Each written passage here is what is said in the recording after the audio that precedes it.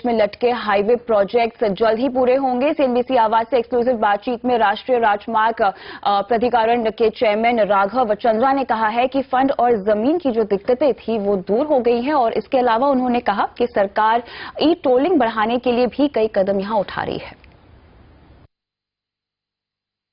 Sir, काफी काम हुआ है, लेकिन कुछ मुद्दे हैं, जैसे कि ई टोलिंग का एक मुद्दा है। बहुत ही अच्छी स्कीम आपने शुरू की थी और उम्मीद थी कि इससे एक सीमलेस ट्रांसपोर्ट हम पहुंच पाएंगे।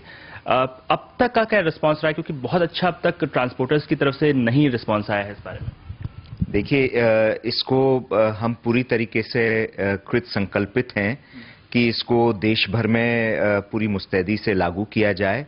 और मैं ये कहूँगा कि यद्यपि इस पर बात पहले से चल रही थी, लेकिन अभी विगत 3 महीने से ही हमने इसमें जोर लगा पाए हैं हम।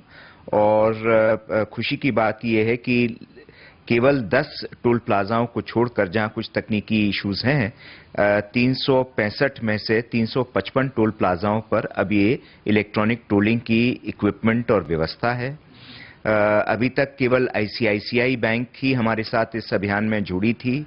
अब 7 और banks, axis bank, IDFC bank, Punjab national bank, state bank, वो भी इसमें हमारे साथ शामिल हो रहे हैं। अगले कुछ दिनों में हम कौन कौन से ऐसे प्रोजेक्ट्स सोचेंगे जो कि रिवाइव हो, जो स्टक हो पहले से?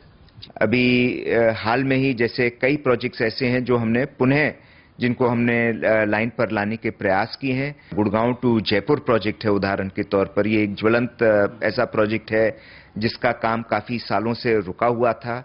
इसको हमने काफी हद तक जो जरूरी काम थे वो तो करा दिए हैं, लेकिन अभी भी प्रोजेक्ट पूरा नहीं हुआ है, क्योंकि इसमें कई फ्लाईओवर बनने हैं, कई और स्ट्रक्चर्स बनने हैं, क्योंकि वहां जमीन हमको नहीं मिली। तो अब हम राजस्थान सरकार से बात हमारी लगभग पूरी हो गई है, जमीन भी लगभग पूरी मिल रही है।